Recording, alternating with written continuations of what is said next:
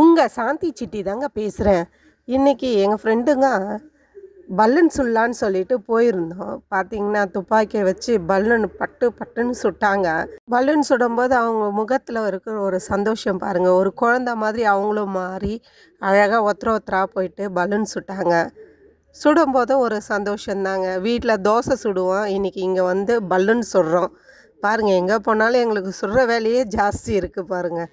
ரொம்ப மனசு நிறைவாக இருந்ததுங்க. ஃப்ரெண்டுங்களோட அந்த பலூன் சுடுறதும் ஒரு விதமான சந்தோஷம் தாங்க. இந்த மாதிரி நீங்களும் பலூன் சுட்டு இந்த அனுபவம் இருந்தால் கமெண்ட் பாக்ஸில் கமெண்ட் பண்ணுங்கள்.